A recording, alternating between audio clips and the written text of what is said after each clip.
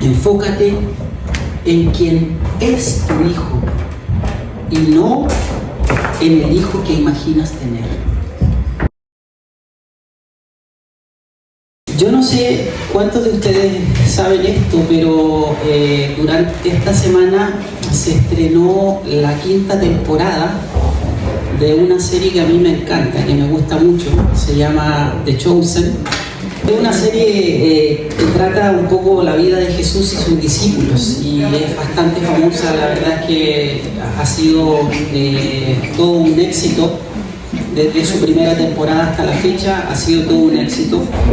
Y hay un detalle en esta serie que no ha pasado desapercibido para muchos de los que somos simpatizantes de ella, y es el hecho de que hay una interpretación realmente magistral, icónica, como dirían los jóvenes, del actor Paras Patel, que personifica a Mateo, uno de los discípulos del Señor Jesús. La verdad es que el Evangelio de Mateo, si ustedes lo leen, es un evangelio bastante meticuloso, es un evangelio muy detallista. El evangelista que escribió este libro, Mateo, obviamente, fue bastante detallista en términos de precisar los lugares geográficos, de ser preciso en cuanto a las vestimentas que usaban las personas que estaban en la escena, de mencionar detalles que para otras personas habrían pasado completamente desapercibidos y hubieran sido considerados detalles triviales. Sin embargo, él se detiene muy acuciosamente en todos estos detalles. Y esta personalidad, esta particularidad del evangelista es retratada de una forma increíble por este actor, al punto de que Mateo precisamente se ha convertido en uno de los personajes favoritos de la serie, uno de los más amados, uno de los más valorados. Y lo que ha trascendido de esta actuación particular que él hace de su personaje es que no es una interpretación espontánea. Él es graficado como si fuese una persona autista, y esto no es espontáneo, sino que fue una sugerencia del director de la película. El director se llama Dallas Jenkins, y él planteó esta idea de que, siendo el Evangelio de Mateo un evangelio con tantos detalles, ¿por qué no recoger eso en la personalidad de personas que suelen ser detallistas? Y ustedes, que probablemente tienen hijos, hijas con la condición neurodivergente, se darán cuenta que muchas de esas personas a veces son muy detallistas y hasta obsesivos en algunos asuntos en particular. Y esa pareciera ser la personalidad de Mateo. Y el director entonces le propone al actor que lo personifique de esa manera, porque el propio director de esta serie también tiene autismo, y la hija del director de esta serie también es autista. El relato de esta historia, de la historia de The Chosen, aunque es un relato ficticio, ¿verdad? Porque nada nos dice que efectivamente Mateo fuera autista o tuviera Asperger o alguno de esos síndromes o condiciones. Aunque es ficticia, no es improbable. Es que los detalles del Evangelio, como ya lo he dicho, parecieran reflejar a una personalidad obsesiva, estructurada, muy estructurada y muy meticulosa y detallista en todas las cosas. Y esto encaja bastante bien con la idea de un Jesús que siempre fue inclusivo, un Jesús que nunca hizo diferencias, ni por etnia, ni por el color de la piel, ni por la clase social de las personas que estaban a su alrededor. Un Jesús que trataba de la misma manera a las altas jerarquías y a los poderosos de su tiempo, como era capaz también de tratar con sensibilidad a los leprosos, que eran los discriminados, o la paria de esas generaciones. Él nunca tuvo la necesidad de etiquetar a nadie, más allá de la condición de ser humano. Jesús siempre trató con seres humanos. No trató con ni ricos ni pobres, ni judíos ni samaritanos. Y eso uno lo ve reflejado precisamente en los evangelios, lo encontramos en un sinnúmero de historias. El Jesús inclusivo es aquel que trata con la mujer samaritana que era despreciada por su etnia, por los judíos. El Jesús inclusivo es aquel que encontramos sanando al siervo de un centurión romano, considerado por los propios judíos como un invasor sanguinario, ¿verdad? Un déspota, por el hecho de ser romano y por el hecho de que el imperio dominaba sobre tierras que a ellos les pertenecían. Y sin ir tan lejos, el propio Evangelio nos relata a un Jesús que es capaz de sentar a un lado de la mesa a Pedro, que era un celote. Podría eso ser considerado como una especie de nacionalista, muy arraigado a sus raíces, a sus tradiciones, sentado junto a Mateo, que por los judíos en su momento fue considerado un traidor, porque ustedes saben cuál era el oficio de Mateo: publicano. Y publicano era aquel que cobraba los impuestos a sus propios hermanos para llevar ese dinero a las arcas de Roma. Entonces todos los que se hacían publicanos siendo judíos eran considerados traidores de la patria, porque en el fondo se vendían al sistema. Y Jesús, el Jesús inclusivo, sienta en la mesa al nacionalista con el traidor de la patria. Él los sienta juntos. Y es que, siguiente, en la mesa de Jesús caben todos, sin ninguna excepción. Porque Él, como dice este texto bíblico en Romanos capítulo 2, versículo 11, para Él no hay acepción de personas. Siguiente. Y yo quiero compartir con ustedes, a partir de ese concepto, de esa idea de que para Dios no existe acepción de personas, es decir, no existe la exclusión de nadie, estas tres ideas que me parecen relevantes o importantes. La primera es que la iglesia, en consecuencia, está hecha para todos. Si el autor de la iglesia, si el creador de la iglesia es alguien que permite en su mesa el sentarnos a todos, entonces la iglesia no puede excluir. No puede excluir, tiene que estar en sintonía con la visión de quien la fundó, de quien la formó. Y en la mesa del Señor todos son bienvenidos. Los Pedros, los Mateos, los que dudan como Tomás, todos, absolutamente todos son bienvenidos. Luego, en el corazón de la creación podemos entender también que está presente, ¿qué cosa? La diversidad. Si uno contempla el mundo que nos rodea, se dará cuenta rápidamente que la diversidad es la norma, no lo exclusivo ni lo excluyente. La diversidad es la norma. Piensa en un concepto, un árbol.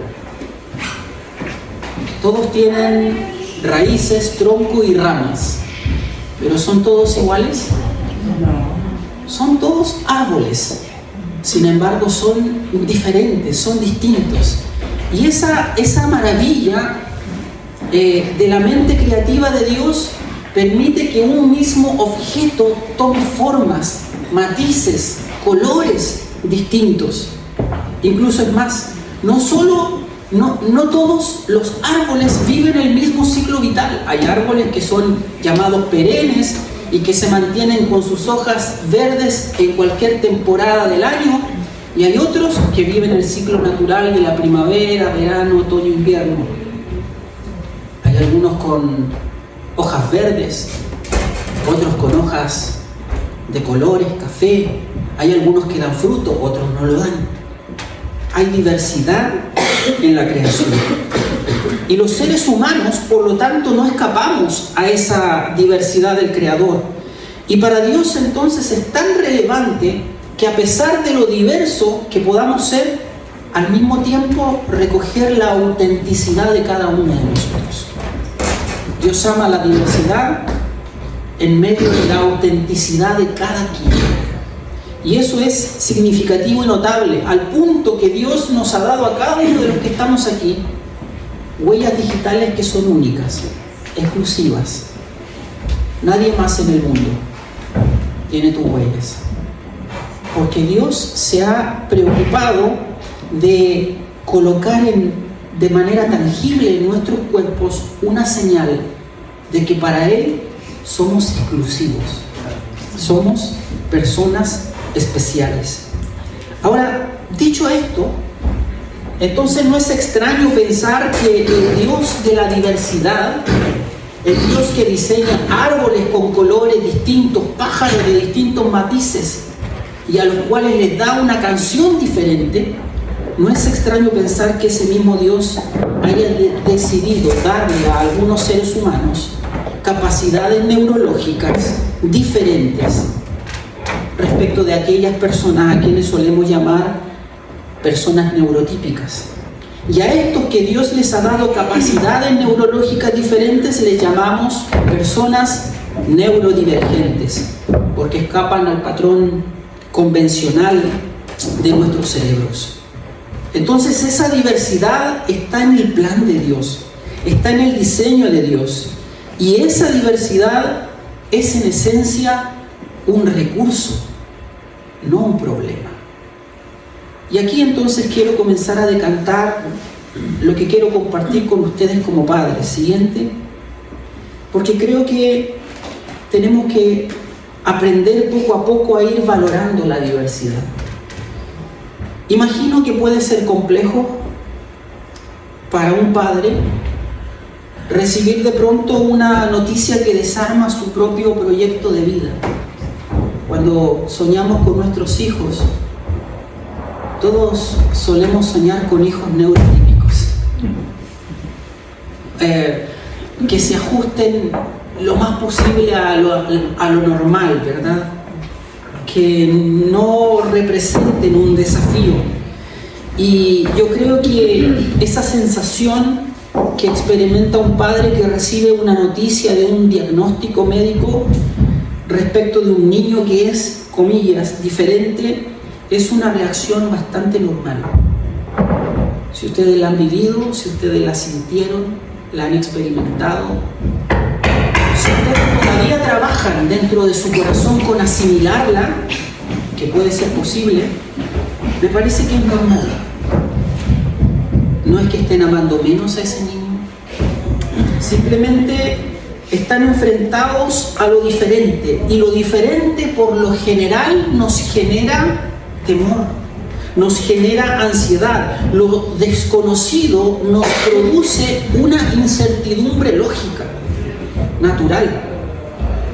Aquello que es distinto, sin embargo, para nosotros, muchas veces es lo normal para Dios. Y creo que ahí entonces tenemos un interesante desafío, que es aprender a vivir y valorar la diversidad. Siguiente. Y aprender a vivir y valorar la diversidad, nos faltó la... ¿No está, cierto? Se los comento simplemente. Aprender a vivir y valorar la diversidad implica, al menos a mi juicio, dos cosas. Número uno, vivir con gratitud. ¿Y qué implica vivir con gratitud?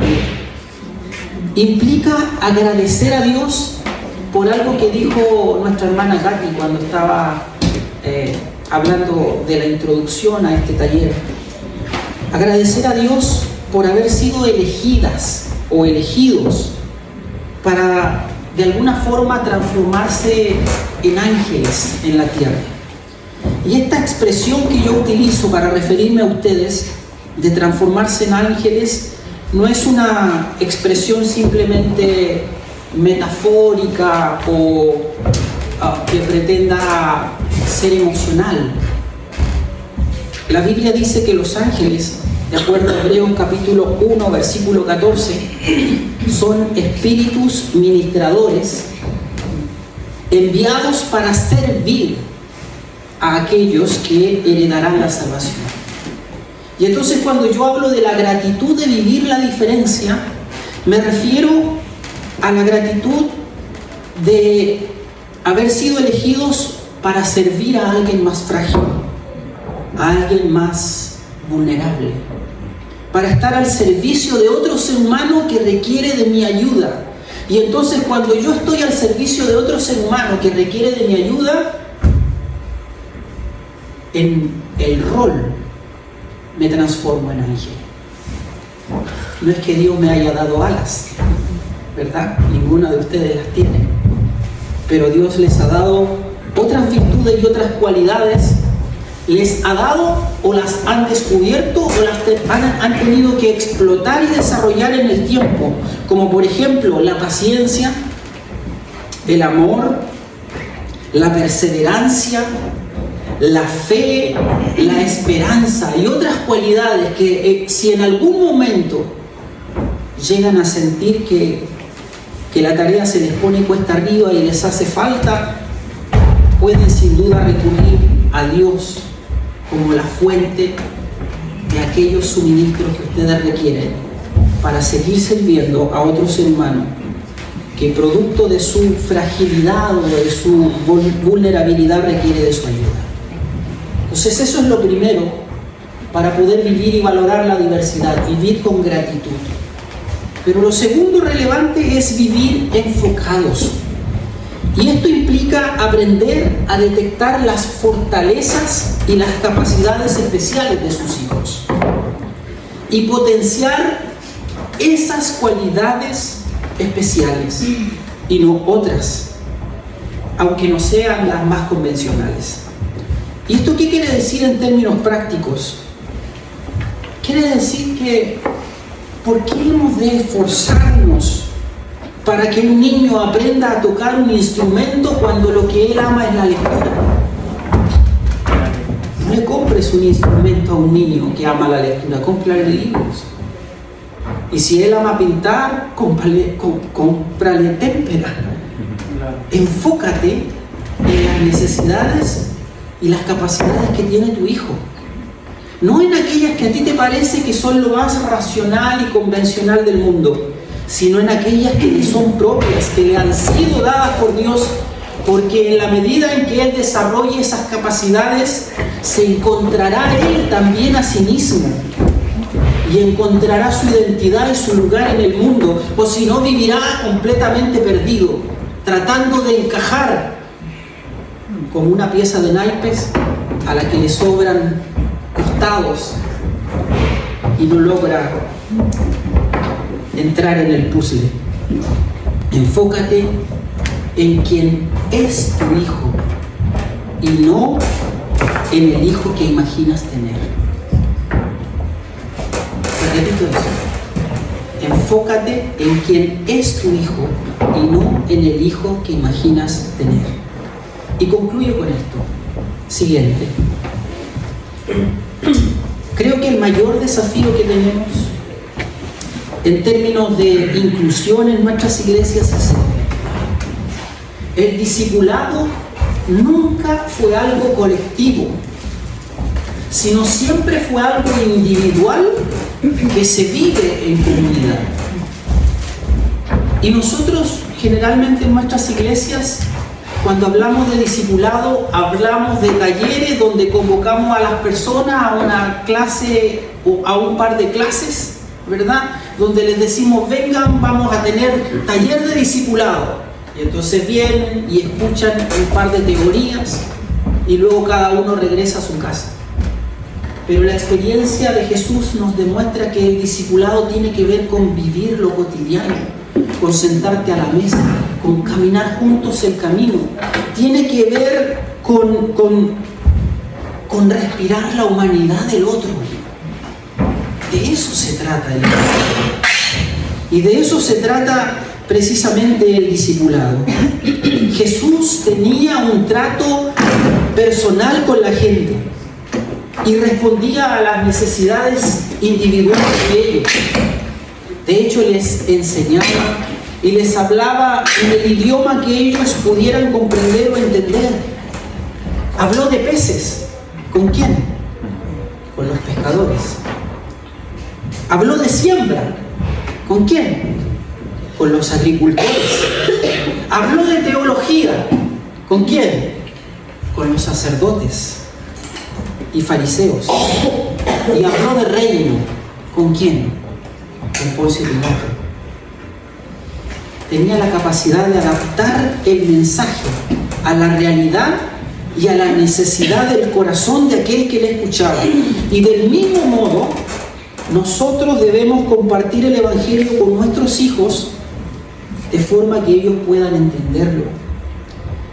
La espiritualidad suele ser algo abstracto, un concepto difícil de tomar, de abrazar, de adquirir. Y sus mentes, la mayoría de la mente de un niño suele ser mucho más concreta. Entonces debemos simplificar el mensaje a lo concreto para que sea comprendido. Y en este sentido, quizá, no sé si lo mencionarán más tarde, pueden ayudarle a algunas técnicas llamadas historias sociales, que es un trabajo desarrollado o una herramienta de intervención creada por Carol Gray para personas con TEA, que lo que hace es, a través de historias, transformar conceptos abstractos en realidades que puedan ser comprendidas por alguien que tiene una mente más concreta. ¿Por qué esto es importante? Porque es importante aterrizar el mensaje de Jesús a la realidad de nuestros hijos. Porque nuestros hijos con necesidades especiales también necesitan de Jesús. También necesitan de un Salvador. Y el amor de Jesús puede llegar a ser para ellos el lugar más seguro que encuentren en este mundo. Que Dios les bendiga mucho. Amén.